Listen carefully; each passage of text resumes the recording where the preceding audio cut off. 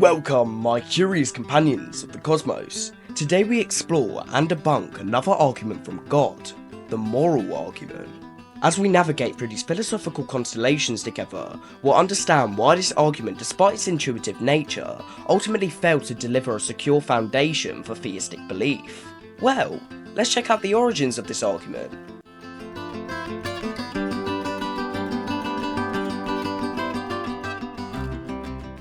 The argument has its ancient roots, dating all the way back to Plato, who connected goodness with divine reality. However, it was formalised more clearly by medieval philosophers like Thomas Aquinas in his 5 ways. The argument gained renewed attention during the Enlightenment era, when Immanuel Kant proposed his moral argument, though interestingly, Kant's version was more about practical reasoning than trying to prove God's existence definitively.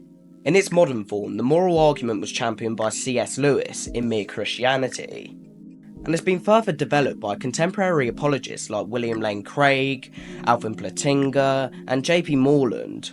Right, so now we've completed the backstory, let's introduce the argument.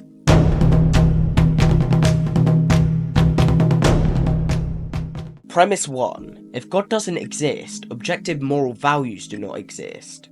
Premise 2. The objective moral values do exist. Conclusion. Therefore God exists. Premise 1. There is a universal moral law. Premise 2. Universal laws require a lawgiver.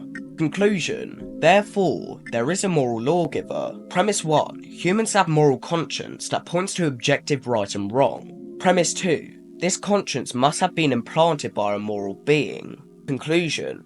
Therefore God exists. Premise 1. We have reliable knowledge of objective moral truths. Premise 2. This knowledge would be impossible without God. Conclusion. Therefore God exists. Premise 1. Moral obligations are real.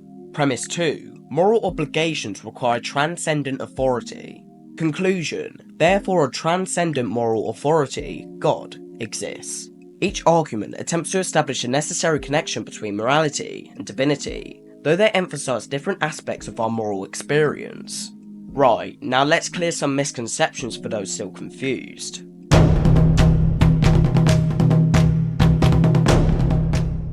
Misconception 1. The argument claims atheists cannot be moral.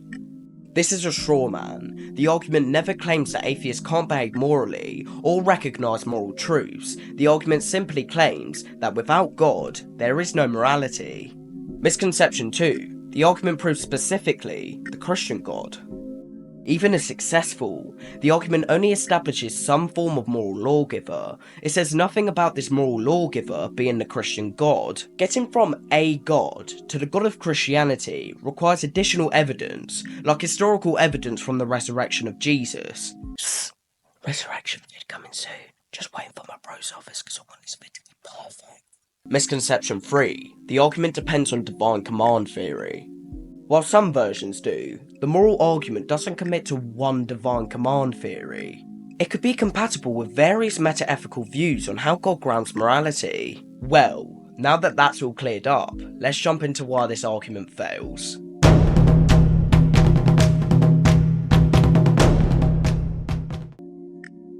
Dating back to Plato's dialogues, this ancient challenge asks, is something good because God commands it? Or does God command it because it's good? If something is good merely because God commands it, then it makes morality arbitrary. God could have commanded torture to be good, and it would be so. God commands something because it's already good, then goodness exists independently of God, undermining the argument's conclusion. Some theists try and escape this by saying it's God's good nature, but it just merely pushes it back a step. Is it God's good nature is good because it's God's nature, or is it God's nature because it's good? The claim that if God doesn't exist, objective moral values don't exist is an assertion not proven by fact. Many philosophers have proposed secular foundations for objective morality. Moral realism. Moral facts exist as a part of fabric of reality, independent of minds. Natural law theory. Moral truths are discoverable through rational reflection of human nature. Contractarianism. Moral norms arise from hypothetical agreements between rational agents. Evolutionary ethics. Moral intuitions evolved as adaptive mechanisms for social cooperation.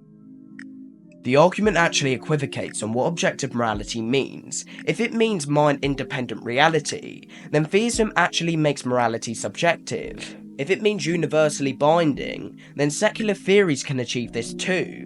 Richard Dawkins put it best: "We do not need God to be good or evil, we're good for goodness sake, not because we fear some cosmic surveillance system." Evolutionary psychology offers a compelling alternative explanation for our moral intuitions. Traits like empathy, reciprocity, and fairness offer compelling survival advantages for social species. Our moral sense might just be a simple biological adaptation.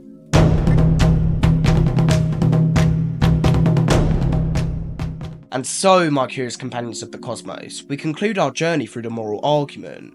Our quest for ethical truths continue, with or without the hypothesis of God. P.S. Don't forget to like and subscribe.